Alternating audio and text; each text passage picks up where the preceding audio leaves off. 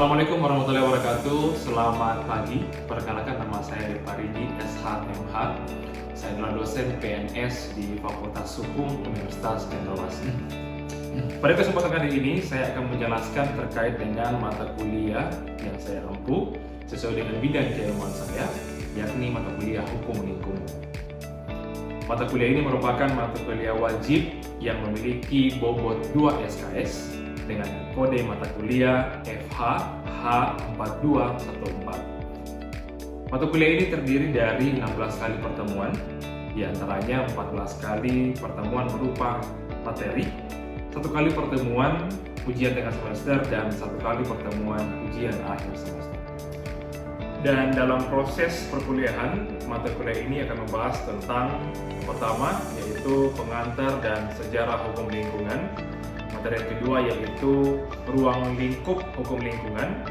Materi yang ketiga yaitu perkembangan hukum lingkungan dan klasifikasi hukum lingkungan.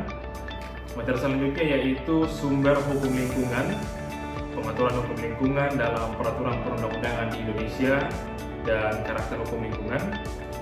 Di materi yang kelima, kami membahas terkait dengan perlindungan dan pengelolaan lingkungan. Di materi yang keenam yaitu instrumen yuridis dalam perlindungan dan pengelolaan lingkungan hidup, dan yang materi terakhir yaitu izin lingkungan. Selanjutnya, pada akhir perkuliahan, mahasiswa akan diberikan 1 studi kasus dalam rangka penerapan AMDAL atau analisis dampak lingkungan. Kemudian studi kasus tersebut akan dianalisis secara mendalam oleh mahasiswa dengan tujuan mahasiswa dapat menganalisis dan memahami mengapa dan bagaimana suatu masalah dan dampak lingkungan yang terjadi, serta mencari solusi dari permasalahan tersebut secara langsung. Luaran dari mata kuliah ini meliputi yang pertama, yaitu analisis kasus yang lebih spesifik dan langsung mencari solusi secara langsung. Yang kedua adalah presentasi ilmiah, dan yang ketiga adalah video dokumentasi. Adapun capaian pembelajaran lulusan atau CPL jurusan pada mata kuliah ini meliputi 1-2, di mana ini telah tertuang dalam rencana pembelajaran semester atau RPS yang telah disahkan oleh Ketua Jurusan Hukum Tata Negara dan Wakil Dekan 1 Fakultas Hukum Universitas Cendrawasih. Adapun capaian pembelajaran mata kuliah atau CPMK yang diharapkan dari perkuliahan ini, yakni yang pertama, mahasiswa mampu menganalisis kasus pencemaran lingkungan serta merumuskan alternatif penyelesaiannya berdasarkan prinsip-prinsip hukum lingkungan dan peraturan perundang-undangan yang berlaku. Mahasiswa mampu mengidentifikasi peran negara dalam perlindungan dan pengelolaan lingkungan hidup. Di CPMK yang kedua yaitu mahasiswa mampu mendeskripsikan tentang pengertian peranan hukum lingkungan dalam perlindungan dan pengelolaan lingkungan hidup, dan kemudian hakikat lingkungan hidup. Di CPMK yang ketiga yaitu mahasiswa mampu menganalisis mengenai dampak lingkungan hidup atau AMDAL, dan di CPMK yang keempat yaitu mahasiswa mampu menganalisis isu-isu pelanggaran lingkungan hidup. Selanjutnya, 3 komponen pembelajaran pada mata kuliah ini meliputi yang pertama delivery, yang kedua adalah interaction, dan yang ketiga adalah assessment atau biasa disingkat DIA. Delivery, komponen yang pertama, yaitu saya sebagai dosen akan memberikan materi dan RPS. Materi yang saya sampaikan didukung oleh beberapa media pembelajaran berupa video dan kuis interaktif. Di komponen yang kedua, yaitu interaction, pada mata kuliah ini saya akan melibatkan komunikasi 2 arah antara dosen dan mahasiswa berupa diskusi, tanya jawab, kolaborasi, dan refleksi bersama. Dan kemudian di komponen yang ketiga ada assessment atau sistem penilaian yang saya akan lakukan pada mata kuliah ini mencakup asesmen formatif dan untuk penilaian proses yang dilakukan melalui kuis, tugas, hasil proyek baik secara individu maupun secara kelompok, serta aktivitas partisipatif. Selanjutnya, asesmen sumatif untuk penilaian akhir berupa ujian tengah semester dan ujian akhir semester sesuai yang sudah tertera di RPS. Dan dalam proses pembelajaran mata kuliah ini, mode pembelajaran digunakan dalam mata kuliah ini berupa problem based learning, di mana metode pembelajaran ini berfokus pada masalah nyata sebagai sarana untuk memahami konsep dan aktif dalam mencari solusi terhadap contoh masalah yang diberikan. Referensi yang saya gunakan dalam mata kuliah ini berupa referensi utama dan referensi pendukung. Referensi utama berupa buku karya saya sendiri yang telah diterbitkan, dan referensi pendukung berupa jurnal nasional terakreditasi, hasil penelitian saya sendiri, serta beberapa jurnal lainnya. Baik, berikut adalah video proses pembelajaran pada mata kuliah Hukum Lingkungan dengan materi pada pertemuan ke-9. Selamat pagi. Pagi.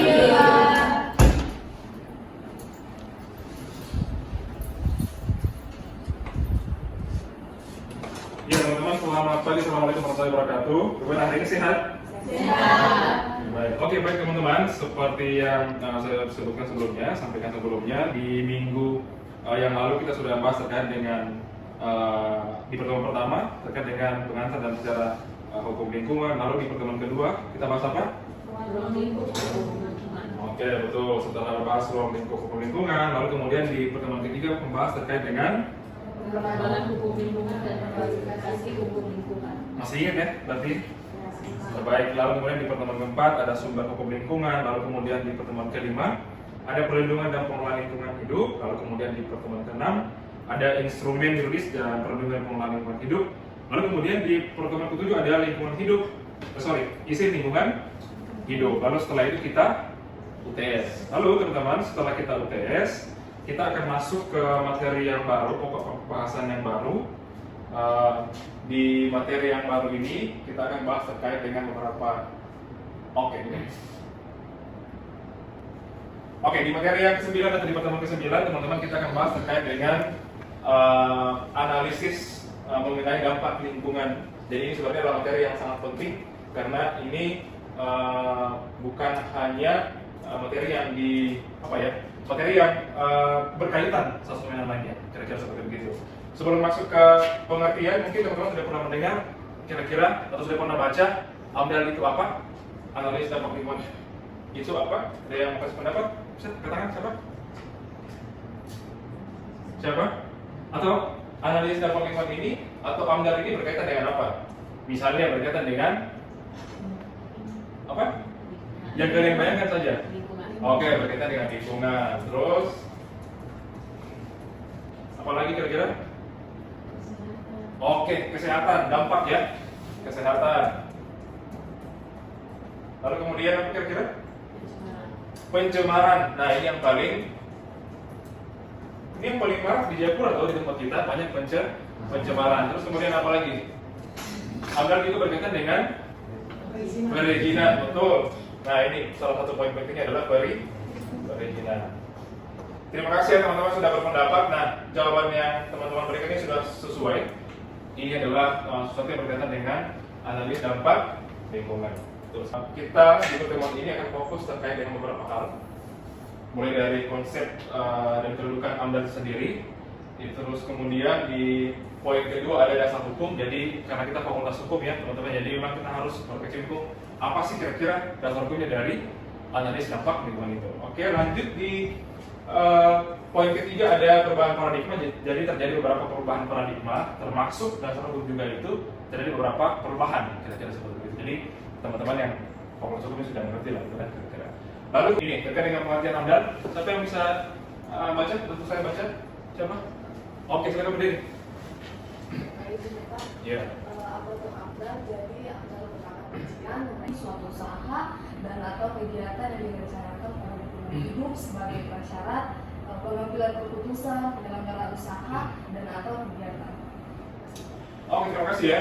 Bisa ya, sudah baca. Apa itu AMDAL? Ada 3 poin yang penting di sini. Yang pertama adalah dampak penting. Jadi memang jika atau sesuatu yang berkaitan dengan analisis dampak lingkungan itu sifatnya itu sangat penting. Terus yang kemudian ada prasyarat, lalu kemudian ada pengambilan keputusan. Seperti itu. Lalu kemudian di sini ada 3 hal penting juga yang harus termuat dalam analisis dampak lingkungan hidup itu adalah yang pertama adalah ilmiah. Jadi sebelum melakukan atau sebelum membuat atau membangun suatu bangunan itu harus diteliti seperti itu. diteliti terlebih dahulu, harus ilmiah, harus ada datanya, harus ada penelitian sebelumnya. Terus kemudian ada preventif, jadi harus dilihat apa dampaknya kalau misalnya satu bangunan itu dibangun di tempat itu, misalnya bangunan dibangun, misalnya bangun mall di pemukiman warga, misalnya, atau bangun rumah sakit di pemukiman warga, kira-kira dampaknya itu apa? Nah, ini harus digaji secara preventif dulu, kira-kira seperti itu. Lalu kemudian ada yuridis, jadi harus ada yang berkaitan dengan dasar hukumnya. Oke, seperti yang dijelaskan sebelumnya, AMDAL adalah satu instrumen pencegahan. Jadi kalau di AMDAL itu memang fokusnya ke preventif atau pencegahan kerusakan lingkungan di samping LHS, tolong bangun untuk bekerja sama dan bentuk dan kerja. Jadi ini adalah instrumen-instrumen yang dibutuhkan dalam analis dan pengembangan itu sendiri. Lalu kemudian evaluasi pengaturan AMDAL. Jadi ada beberapa perubahan mulai dari 1969, lalu kemudian 1982. Ada yang sudah lahir di sini 82? Belum ya? Terus lalu kemudian di 86, 2009. Ada yang sudah lahir 2009? Belum juga? Oh, sudah lahir. Lalu kemudian Undang-Undang Cipta Kerja lalu kemudian terakhir di Undang-Undang Nomor 6 Tahun 2023. Jadi ini sebenarnya adalah evolusi atau perubahan-perubahan peraturan yang terjadi di analis dampak lingkungan itu sendiri. Lalu kemudian ini adalah peraturan yang berlaku di Indonesia sekarang, mulai dari Undang-Undang Nomor 32, Junto Undang-Undang Nomor 6, lalu kemudian ada PP juga peraturan pemerintah, lalu ada Kepmen, lalu ada PP Nomor 22, terus kemudian di sini ada juga Permen LHK, lalu kemudian ada Perpres. Jadi ini adalah regulasi-regulasi yang berlaku di kita sekarang, yang berlaku di Indonesia. Ini terkait dengan jenisnya, teman-teman. Jadi ada UKM, UPL, SPL. Jadi sebenarnya ini hanya membagi klasifikasi aja. Jadi kalau misalnya dia di AMDAL, itu berarti bangunan itu atau usaha itu atau pekerjaan itu memiliki dampak atau risiko yang tinggi. Tapi kalau dia hanya di sini, berarti punya risiko yang rendah. Atau misalnya yang di sini berarti punya risiko yang kecil. Jadi misalnya kalau UMKM, kalau teman-teman lihat di misalnya teman-teman ikut UMKM di kampus, itu kan tidak butuh dokumen AMDAL, cuman membuat perintah secara mandiri aja. Nah ini sebenarnya bisa diakses di OSS secara online bisa. Untuk yang ini risikonya menengah, ini juga biasanya membutuhkan syarat tidak lebih kompleks dibanding dengan yang ada di sini. Jadi ada klasifikasi tertentu. Oke, ini juga sangat penting sekali mulai dari jumlah penduduk yang terkena dampak. Jadi harus dilihat berapa penduduk yang terkena dampak dari usaha tersebut. Terus kemudian ada luas wilayah. Jadi tidak bisa sembarang, harus ada luas wilayahnya juga. Lalu kemudian ada intensitas atau namanya, banyaknya komponen lingkungan yang terkena. Terus kemudian sifat kumulatif atau dampak, berarti tidak berbalik dampak. Kemudian kriteria lain sudah yang terkena IPTEK. Jadi ini yang paling baru sebenarnya terkait dengan perkembangan IPTEK. Jadi dokumen AMDAL juga sendiri memasukkan IPTEK ini menjadi sesuatu yang penting, kira-kira seperti itu. Ini teman-teman bisa akses juga di beberapa jurnal yang akan saya kirimkan nanti. Mulai dari AMDAL itu sebenarnya bertitik beratnya atau poin pentingnya ada di mana, terus kemudian pendidikannya apa, lalu jenis lingkungan itu sifatnya seperti apa, jenisnya, dan kemudian dokumen dan juga AMDAL adalah persyaratan dasar perizinan berusaha, pelanggarannya berbuah sanksi administratif dan pidana. Jadi sebenarnya ini adalah poin-poin penting dari materi yang kita bahas hari ini. Oke, teman-teman lanjut ke materi selanjutnya. Ini adalah sambungan dari materi sebelumnya terkait dengan masih terkait dengan analisis dampak lingkungan. Kalau tadi kita bahas terkait dengan dasar hukum dan sebenarnya prinsip dan kemudian pengertian, ini lebih ke teknis. Jadi ini materi lanjutan terkait dengan prosedur dan mekanisme penyusunan dokumen AMDAL atau analisis dampak lingkungan. Jadi di dalam materi juga saya akan kasih studi kasus yang terjadi di suku atau misalnya ada suku Ayu yang sudah melalui beberapa proses. Ini ada di Bokendigul.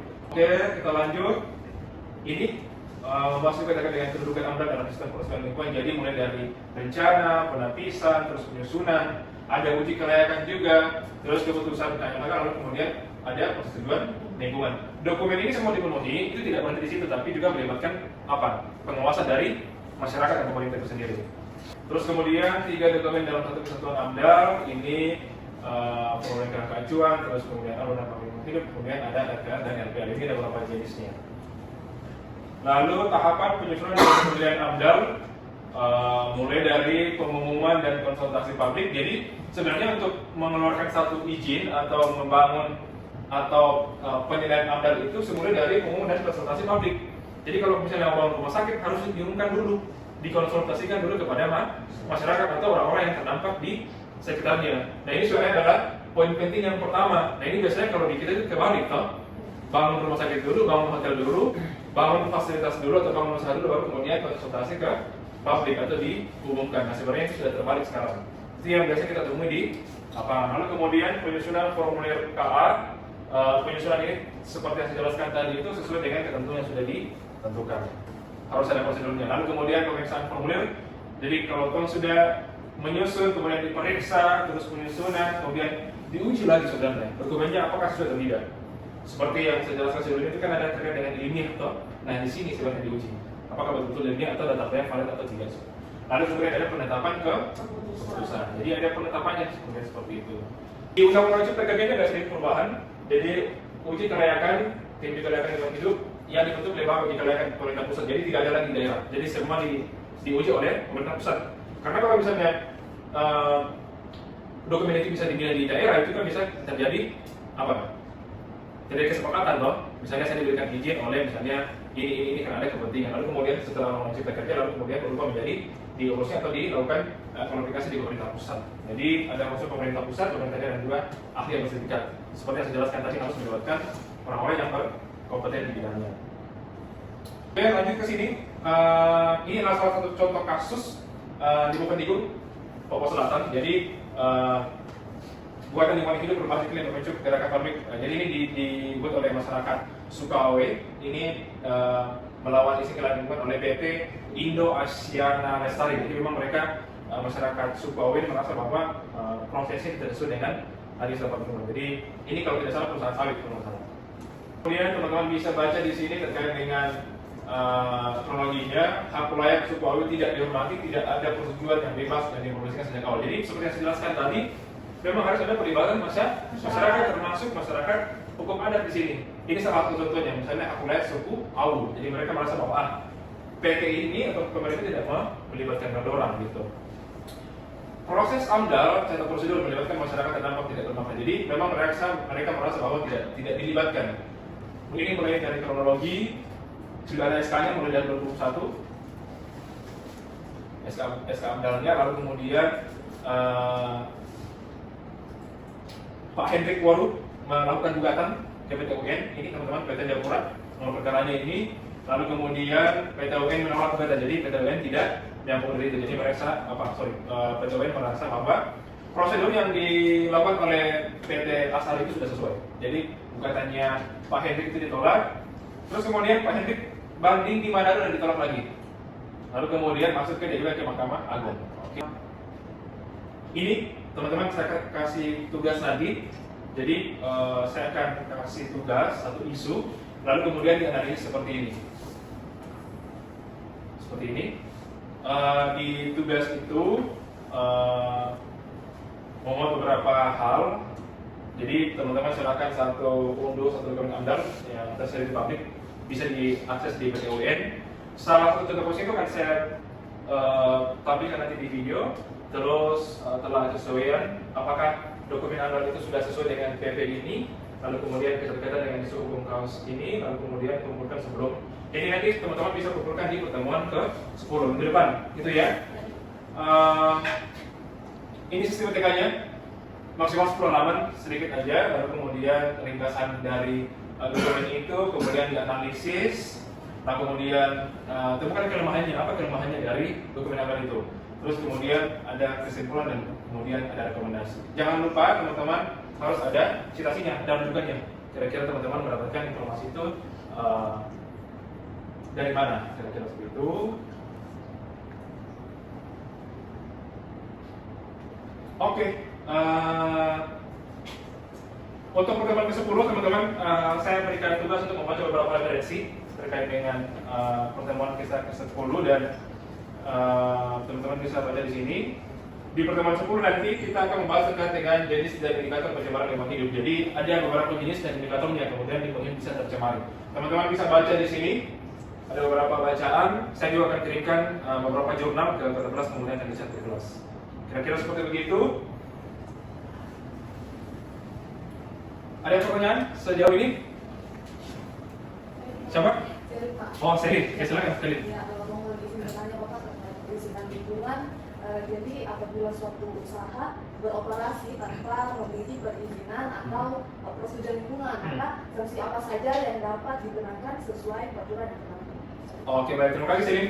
Serin tanya, Pak, kalau misalnya terjadi pelanggaran misalnya, atau suatu usaha tidak punya dokumen andal misalnya, kira-kira sanksinya seperti apa? Jadi kalau misalnya salah satu atau satu usaha tidak memiliki dokumen amdal, teman-teman, ada beberapa sanksi, mulai dari sanksi administratif yang ini, kemudian ada sanksi pidana. Jadi ada dua hal yang bisa dapat. Kalau administratif, dia ditegur secara tertulis dulu biasanya. Misalnya saya bangun restoran kemudian tidak punya amdal, lalu kemudian limbahnya saya buang kemana begitu. Disanksi tertulis dulu. Itu biasanya paling bawah ya. Lalu kemudian ada pelaksanaan pemerintah ini berkaitan dengan eksekusi. Biasanya pemerintah sudah langsung ambil alih. Terus kemudian ada denda administratif. Itu terkait dengan sanksi administrasi. Lalu kemudian ada pembekuan izin. Jadi izinnya dibutuhkan, tidak ada izin lagi. Kira-kira seperti itu. Nah, kemudian ada pencabutan persetujuan di lingkungan. Ada juga yang dicabut, kemudian ada juga yang dibuka. Jadi memang sudah tidak sesuai dengan ketentuan yang ditetapkan. Lalu kemudian di sanksi pidana ini menjalankan usaha tanpa prosedur lingkungan pasal 109 Undang-Undang 32 tahun 9 itu penjara mulai dari 1 sampai 3 tahun. Dendanya 1 sampai 3 miliar. Besar toh? Besar. Bahaya sekali. Penyusunan amdal tanpa sertifikat kompetisi melampaui baku mutu tanpa dasar. Jadi bahkan dalam penyusunan dokumen amdal pun tanpa dilakukan oleh orang-orang yang bersertifikasi atau berkualifikasi baik, itu juga bisa dipidana. Kira-kira seperti itu. Jelas? Selif? Terima kasih Selif sudah bertanya. Terus ada lagi mau bertanya? Siapa? Rizky. Boleh Rizky? Kira-kira kalau misalnya dampak negatif kalau misalnya tidak ada amdal itu bagaimana? Oke, terima kasih Rizky. Rizky tanya, kalau kira-kira kalau tidak ada dokumen amdal ini seperti apa dampaknya? Gitu ya? Oke, saya bantu ingatkan lagi. Kalau misalnya tidak ada amdal, teman-teman, dampaknya sangat besar sekali. Mulai dari mana? Dari sini. Mulai dari pencemaran udara dan tanah dan laut. Bahkan sampai kita juga tuh tercemari manusia toh. Terus kemudian ada apa? Cadangan sumber daya yang menipis. Iya toh. Terus kemudian ada bencana alam. Nah, ini betul. Mulai dari teman-teman mesti ingat kejadian di Sentani dulu lah. Yang bencana. Nah, itu juga kan beberapa hal yang dikhawatirkan oleh tidak adanya amdal atau adanya rencana pembangunan yang baik. Terus kemudian ada ketidakseimbangan iklim. Ini juga penting sekali. Jadi kalau misalnya semua ditanami sawit, yang dulunya musim kemarau di bulan Maret dan lain-lain, sekarang sudah tidak ada ketidakseimbangan. Mulai dari musim, terus kemudian apa lagi yang berkaitan dengan iklim. Terus kemudian ini juga sangat penting. Kenapa? Karena perlu sinergitas antara pembangunan dan juga lingkungan hidup. Harus sinergi, harus seimbang. Kira-kira begitu. Harus balance. Nah, nanti di posisi kita ini adalah pembangunan berkelanjutan. Kita masih menginginkan generasi-generasi yang baik ke depannya, toh. Nah, generasi-generasi ke depan juga membutuhkan dan masih berhak untuk menikmati lingkungan hidup yang baik. Kira-kira seperti begitu. Oke. Terus kemudian, ini. Pembangunan berkelanjutan membangun usaha berusaha memenuhi kebutuhan kita sekarang tanpa mengurangi kemampuan generasi mendatang untuk memenuhi kebutuhan mereka. Jadi kita generasi sekarang tidak boleh egois. Kita habiskan seluruh sumber daya alam, lalu kemudian iklim yang bagus kita rusak tanpa memikirkan masa depan generasi kita yang akan datang. Nah, di sini bisa teman-teman bisa lihat kualifikasi ini harusnya semuanya berimbang toh. Jadi kalau teman-teman dari segi ekonomi bagus, kemudian dari sosialnya juga bagus, akan tetapi yang paling penting juga adalah lingkungan yang baik. Jadi harus seimbang, dari ketiga elemen ini harus seimbang. Jangan satu yang lebih besar, misalnya kita fokus pengembangan ekonomi, terus yang dua ini tidak baik, kira-kira begitu. Atau mungkin di sini yang bagus, tapi di sisi lingkungan hidupnya tidak bobot. Jadi semuanya harus seimbang. Kira-kira seperti itu. Bagaimana, Rizky? Paham? Oke, terima kasih. Seperti yang saya sampaikan tadi, saya sudah sampaikan instruksinya juga. Saya akan kasih satu studi kasus. Jadi setelah teman-teman menonton video ini kemudian dianalisis. Oke, ini teman-teman.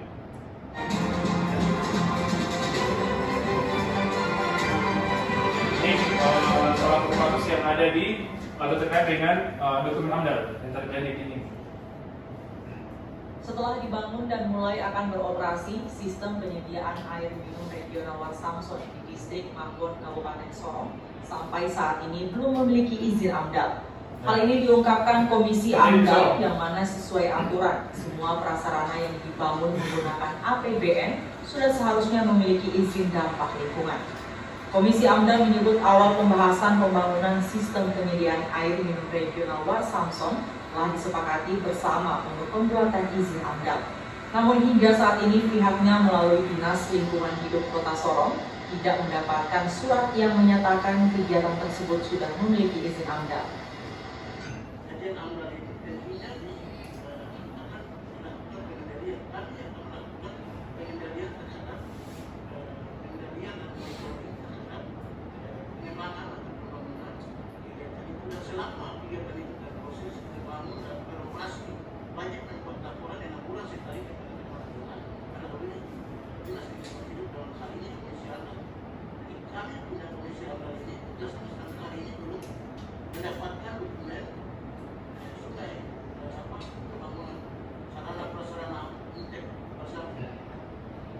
Menyikapi hal tersebut, Komisi AMDAL akan menyurati instansi teknis untuk segera melengkapi sejumlah persyaratan yang diminta.